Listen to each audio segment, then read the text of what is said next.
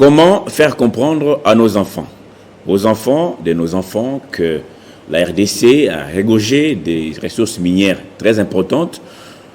Le code minier révisé a tenté de résoudre la question en instituant les fonds miniers pour les générations futures. Oui, une sorte de garantie pour ceux qui viendront après nous, après nos enfants, après nos mines. L'après-mine, la solution, c'est peut-être maintenant, mais seulement la société civile, notamment ces consortiums de plusieurs plateformes réunies, alors dénonce la gestion qui semble être opaque de ces ressources pour les générations futures. Avec nous sur ce plateau, dans ce grand plateau spécial, à ma gauche, Fabien Mayani. Bonjour et bienvenue. Bonjour. Bonjour. Avec vous sur ce plateau, Jean-Pierre Okenda. Bonjour. Bonjour, monsieur. Vous êtes tous membres du consortium Makutaya Maendelo. C'est un parti politique, un mouvement citoyen? Oui, merci. Comme vous l'avez mentionné, le consortium Makuta, c'est une plateforme de 7 organisations de la société civile qui travaillent pour la bonne gestion des revenus du secteur minier. L'idée derrière, c'est que ces revenus, cet argent du secteur minier puisse effectivement contribuer au développement des populations congolaises, les populations actuelles et les populations futures qu'on appelle génération future. C'est dans ce cadre-là que nous travaillons, c'est cette organisation. Il y a le Centre Carter, il y a Ressources Mates, il y a Justice pour tous, il y a CDC Ituri, il y a ADDH, il y a IBGDH, il y a OARS. Ils ont mis en place cette plateforme justement pour suivre la bonne gestion de ces revenus, notamment les revenus de ces fonds miniers pour les générations futures, comme vous l'avez mentionné.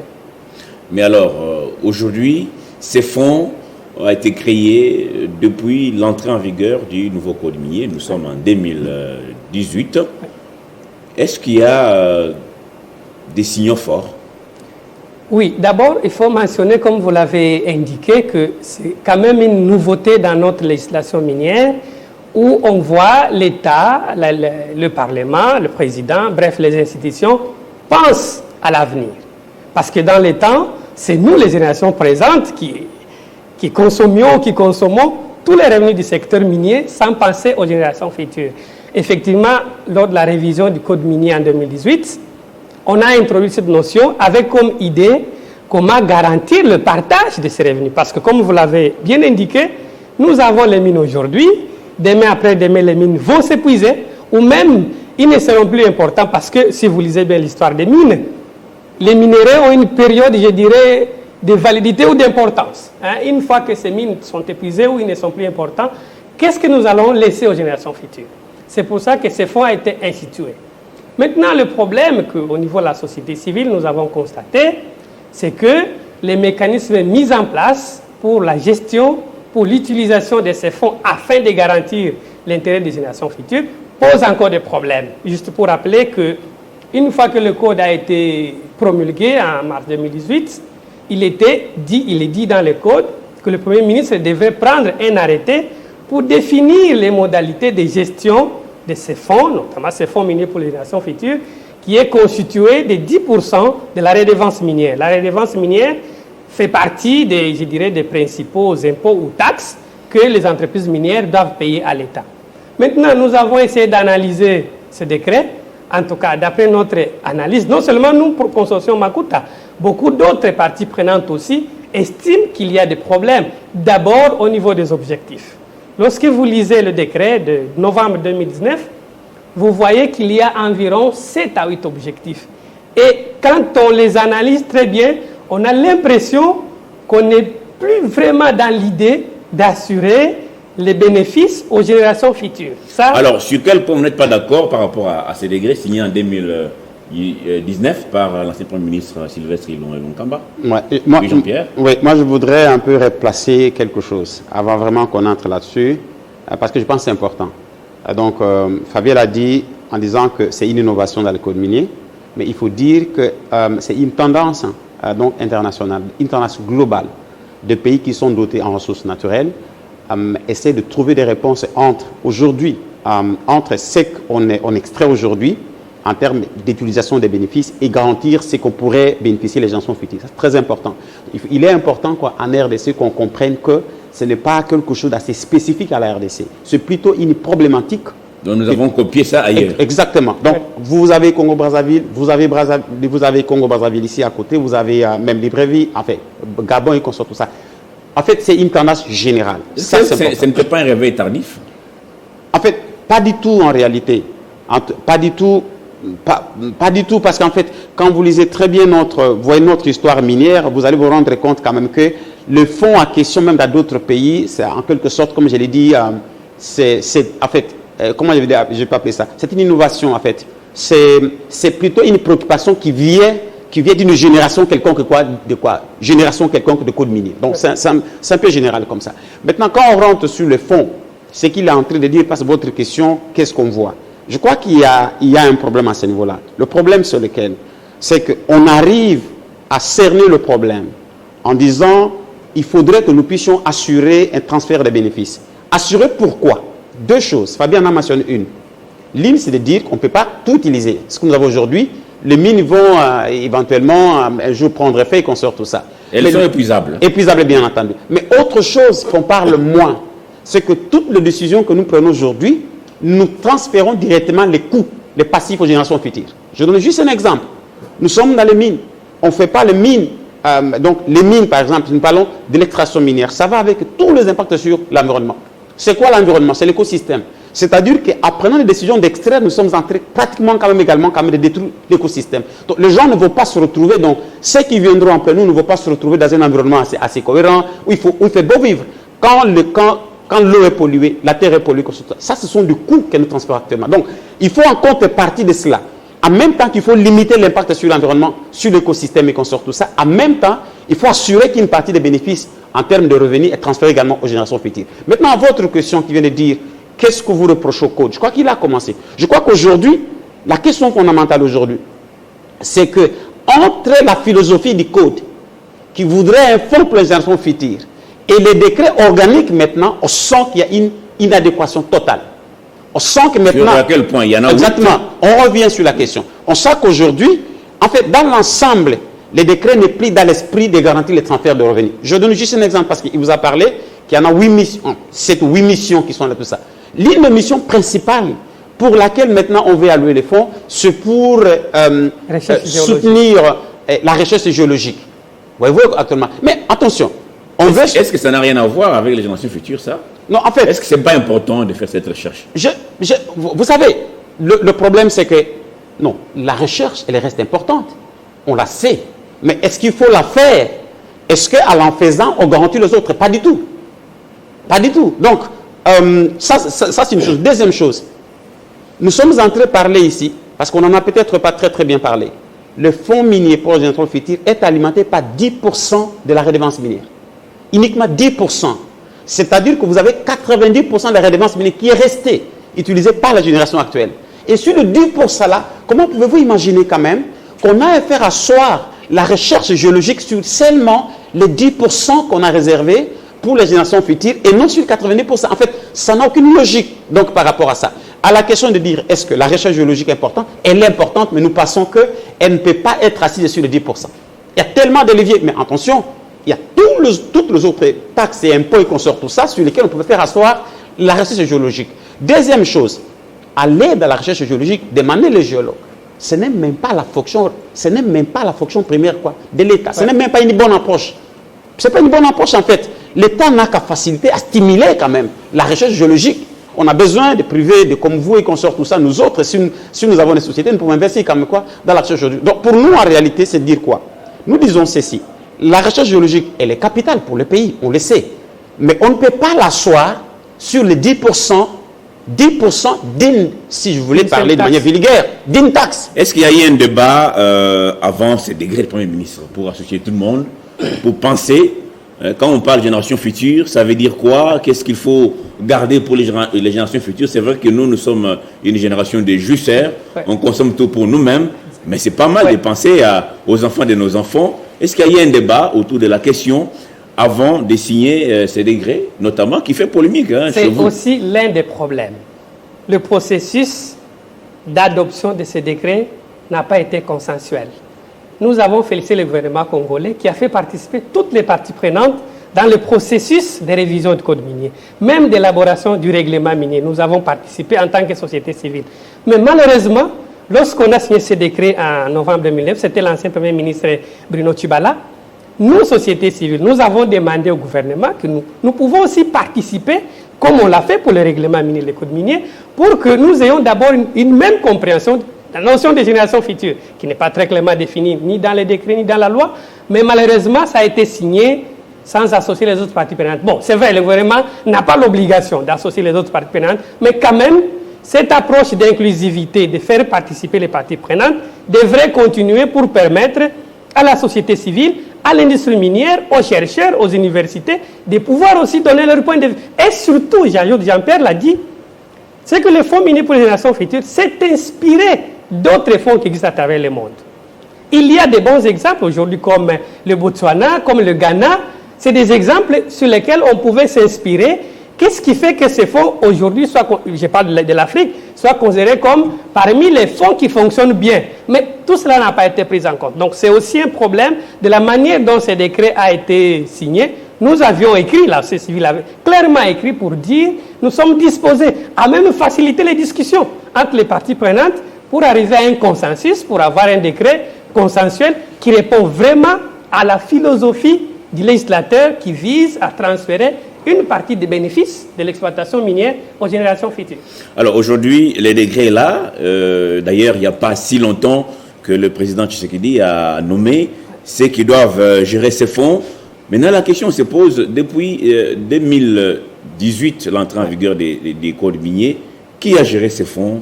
Vous avez une idée, M. Jean-Pierre? Bon, en fait, comme vous l'avez dit, en gros, il n'y a pas eu gestion de fonds avant la gestion comme telle, avant la mise en place de la structure organique. Vous l'avez dit que c'est récemment que le président de la République a nommé les mandataires qui doivent quand même gérer ces fonds-là. Donc, il n'y a pas eu gestion comme telle. En revanche, je peux parler quand même en disant pendant cette transition-là quand même, qui a pu justement gérer le revenu. Ouais. Le revenu sont partis, qu'on sort tout ça. Alors, on est parti d'abord au départ des comptes séquestres qui étaient assignés au niveau de du cadastre minier.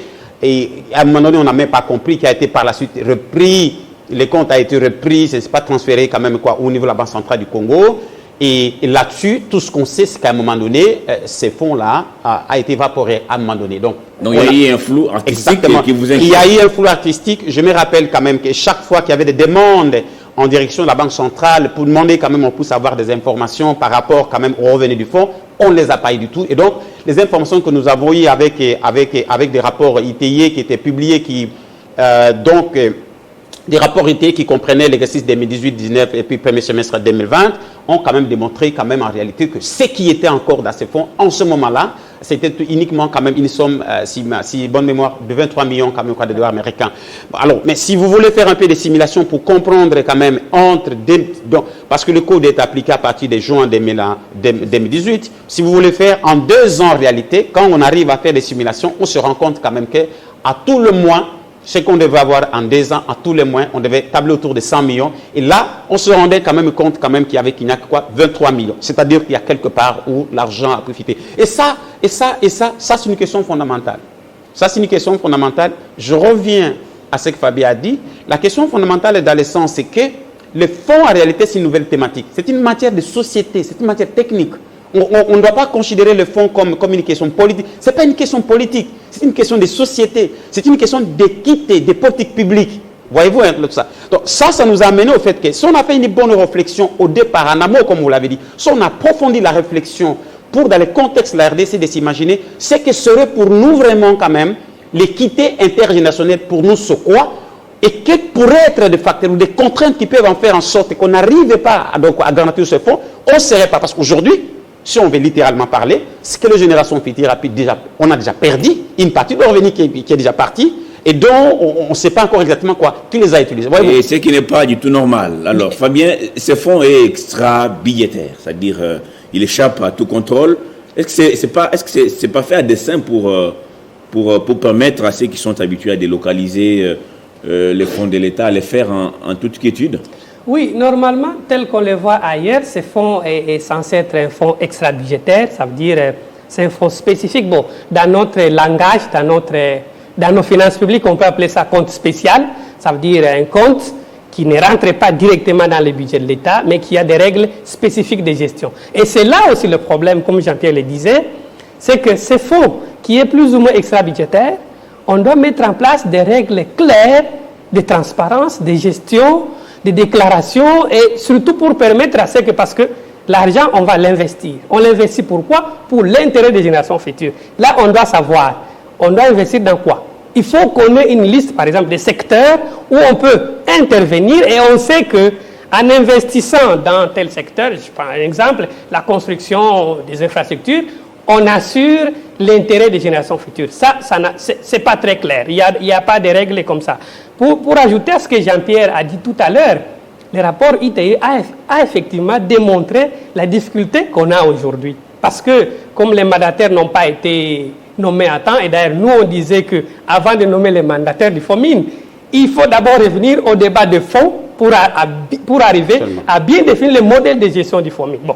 Malheureusement, on n'a pas été écouté, on va parler tout à l'heure. Vous avez plusieurs fois sollicité la rouverture des débats sur ces fonds. Sur ces fonds, pour pouvoir bien redéfinir les mécanismes de gestion, la philosophie même, le modèle de gestion, tout ça. Mais bon, je pense qu'on est plus ou moins sûr que ça va avancer.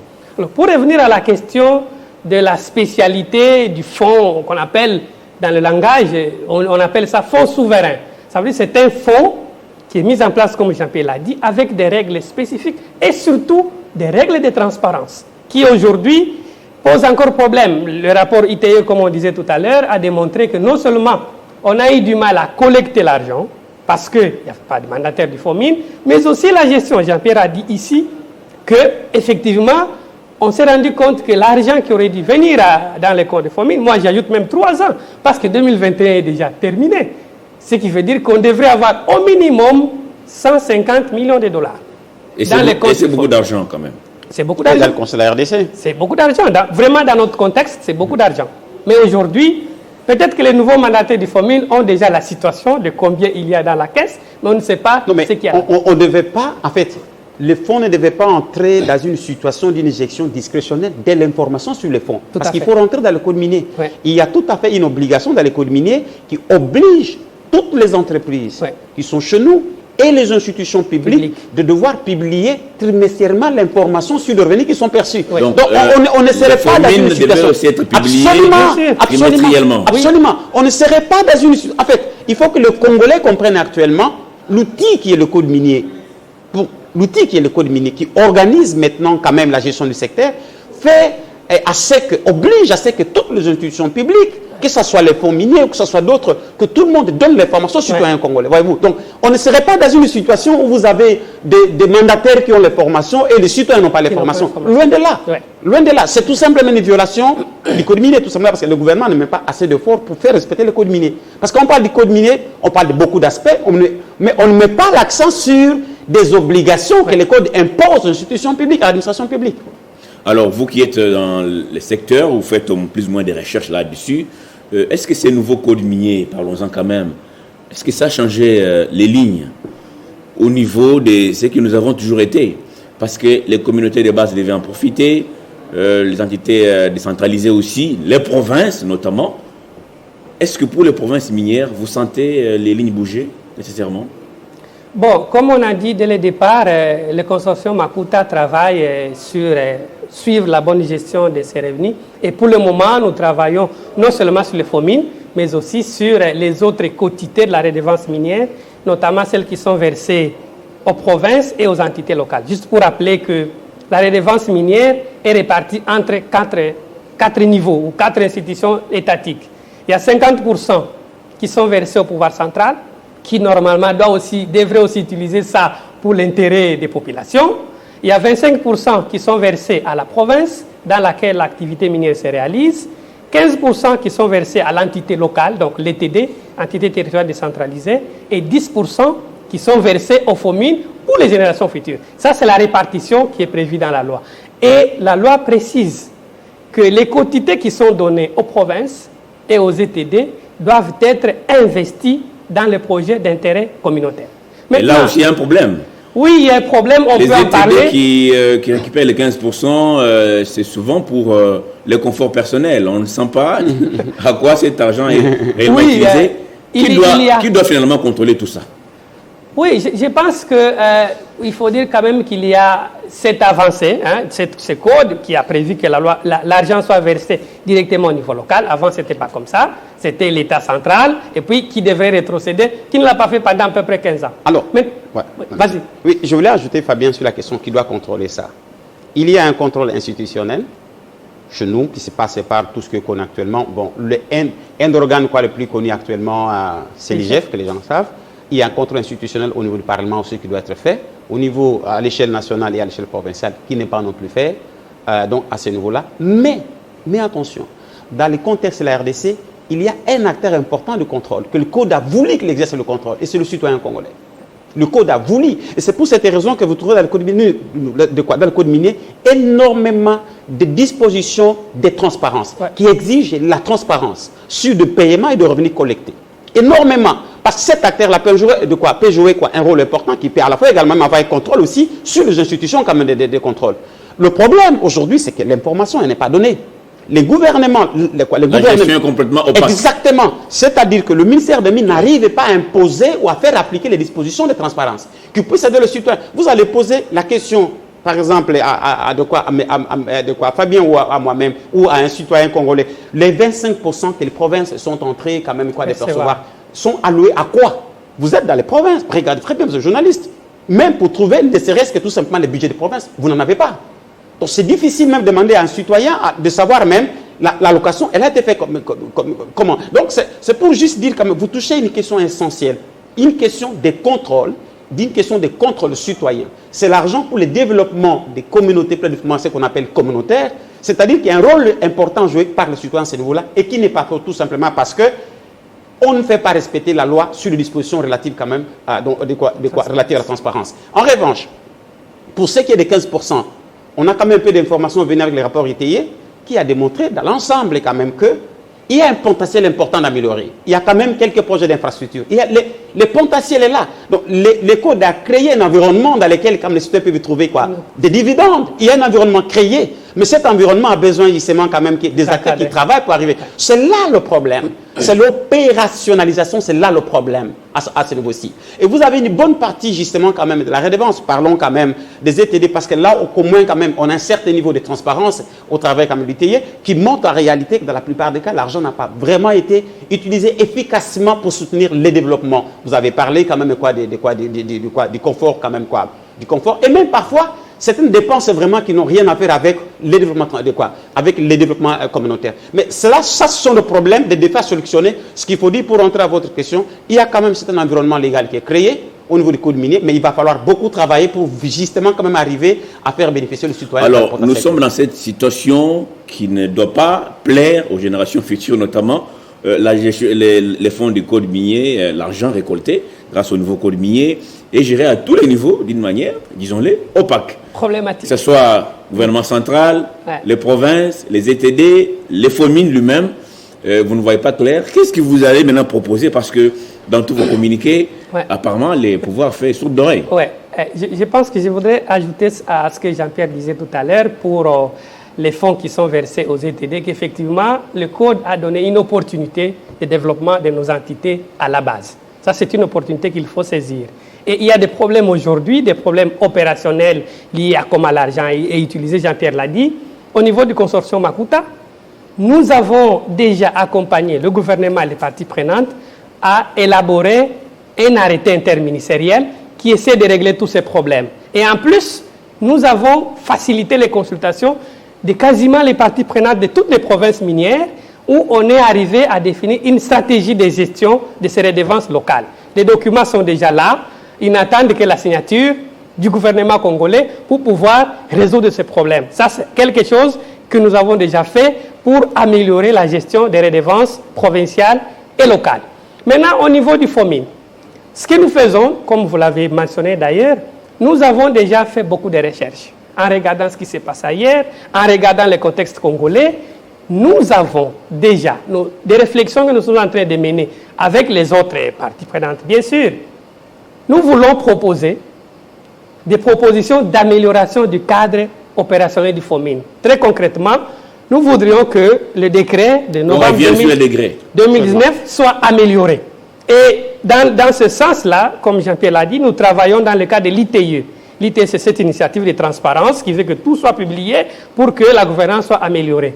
Avec l'ITIE, les parties prenantes, gouvernement, société civile, entreprises minières, le mercredi et le jeudi de la semaine prochaine, donc 2-3 mars 2022, il y a un grand atelier de ces parties prenantes où nous allons discuter de ces questions, des missions du FOMIN. Est-ce que ça sera des discussions de fond ou des discussions de façade, un peu mélangées à l'hypocrisie de chacune des parties, et finalement les résolutions vont rester dans les tiroirs?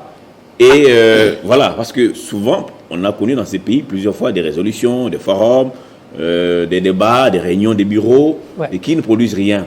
Quelle sera la spécificité de cet atelier que vous allez organiser? La spécificité de l'atelier qui sera organisé la semaine prochaine, c'est d'abord le fait que, nous ne discuterons pas dans le vide. On ne va pas juste dire, non, comme on dit là, il y a des problèmes. Nous avons déjà réfléchi, comme j'ai dit, en faisant des recherches, en regardant ce qui se passe ailleurs. Nous avons des propositions concrètes sur lesquelles les parties prenantes doivent débattre et lever les options de manière consensuelle. Si ce n'est pas un secret, quelles sont les propositions pertinentes? Vous avez critiqué le décret du Premier ministre qui reprend des points qui n'ont rien à voir avec les générations futures. Pour vous, c'est quoi les propositions concrètes? Parmi les points clés dans le décret qui doivent être rediscutés et trouver un consensus entre les parties prenantes, il y a la question des missions, la question des objectifs. Ça, c'est très important pour nous, qu'on arrive à bien définir les objectifs qui rentrent dans la philosophie du partage, du transfert des bénéfices de l'exploitation minière aux générations futures. Ça, c'est le premier élément. Deuxième élément, c'est le statut même du FOMIN. Aujourd'hui, le FOMIN est un établissement public, ce qui n'est pas mauvais, mais est-ce qu'on doit rester dans la gestion classique des établissements publics? Nous, on s'est dit, parce que c'est un fonds spécial, c'est un fonds spécifique, il faut définir des règles qui vont au-delà de la gestion classique de l'établissement public. Un autre élément important, ce sont les règles de gestion du FOMIN. Nous pensons qu'il est important qu'on arrive à définir des règles claires au-delà de nos règles classiques parce que le FOMIN, c'est un fonds spécial, c'est un fonds qui vise l'intérêt des générations futures. Il faut arriver à définir des règles qui vont dans le sens, par exemple, pour dire, voilà, le FOMIN va investir dans tel secteur. Le FOMIN ne va pas investir dans tel autre secteur pour être précis de sorte que, vous l'avez mentionné au départ, que l'argent ne soit pas délapidé. Ça sera une espèce de boussole pour les animateurs de ces fonds, tout à fait. Notamment Jean-Pierre. Oui, exactement. Donc, comme Fabien l'a dit, il n'y a pas inventé la roue. Il y a énormément de fonds à travers le monde. Et donc, on a pu également faire des recherches pour évaluer un peu le fonctionnement des fonds, de plus de 20 fonds. Il y a des fonds, dans cette catégorie, vous avez des fonds qui ont excellé. Et puis, vous avez des fonds qui sont quasiment des fonds prématurés. Et vous avez des fonds qui sont quasiment des fonds qui sont en faillite. Donc, comme Fabien l'a dit, c'est qu'aujourd'hui, ici, je crois quand même que, avec toute modestie, les acteurs qui sont en RDC devront savoir quand même qu'il y a des pays qui ont commencé avec ces fonds. Il y a des fonds qui n'ont quasiment pas marché. Vous avez les fonds tchadiens qui n'ont quasiment pas marché. Donc, on en a énormément. Donc, maintenant, c'est question de dire qu'à fonction de toutes ces expériences-là, qu'est-ce qui a marché ailleurs? Qu'est-ce qui a fait que telle fois marché, ça n'a pas marché? Quelle est notre situation au niveau du Congo?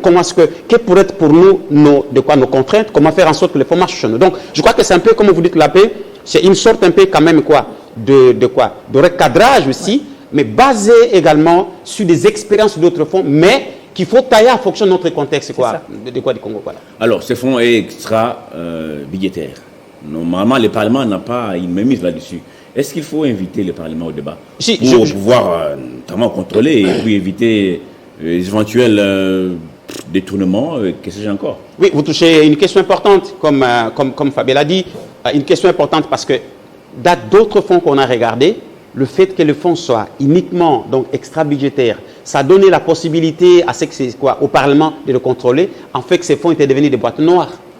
Des boîtes noires utilisées pour le régime politique au pouvoir. Donc en fait, maintenant, aujourd'hui, l'une des questions fondamentales d'ailleurs, que Fabien, je crois qu'il allait arriver là-dessus, sur lesquelles on veut regarder très bien actuellement, on veut rediscuter quand même dans l'atelier qu'il a annoncé, c'est du rôle du Parlement.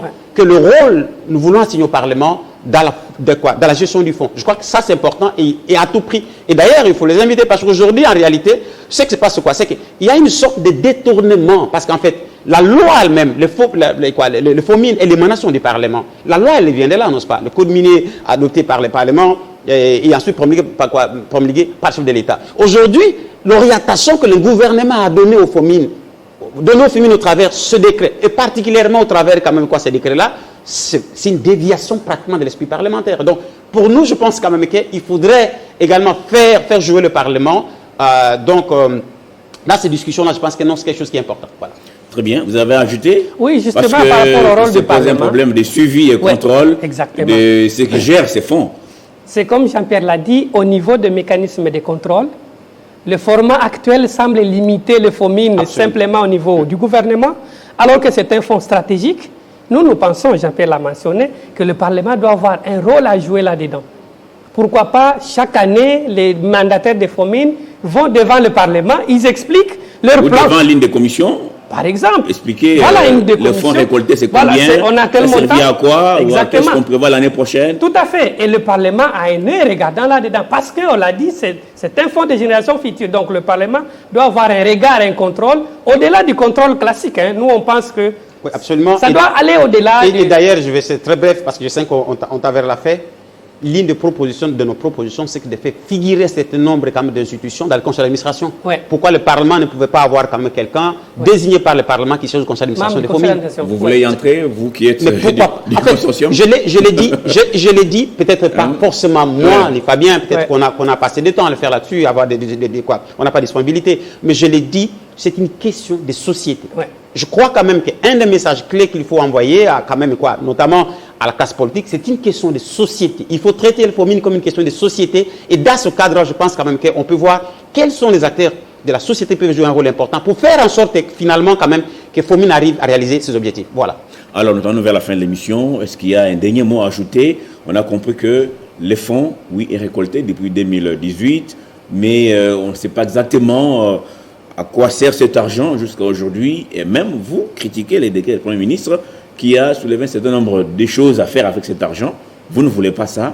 Alors, qu'est-ce que nos téléspectateurs peuvent retenir et c'est pour jeter avant de passer la parole? Oui, je crois qu'en conclusion, c'est que nous l'avons dit ici, que c'est une bonne idée pour la RDC de créer un fonds souverain pour l'intérêt des générations futures.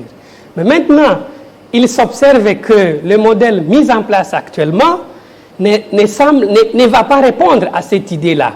Et donc, il est important que le gouvernement réouvre les débats entre les parties prenantes, qu'on arrive à trouver un modèle consensuel et surtout un modèle qui garantit l'intérêt des générations futures. Et c'est pour ça que le consortium Makuta, avec les autres partenaires, nous sommes en train de faire toutes ces démarches pour ouvrir le débat, permettre à ce que toutes les parties prenantes s'expriment et qu'on arrive à avoir un modèle consensuel qui répond à cette idée d'assurer le partage des revenus du secteur minier entre nous, les générations actuelles et les générations futures. Alors Jean-Pierre, pour vous aussi, le modèle, c'est maintenant et pas demain. Il ne faut plus attendre.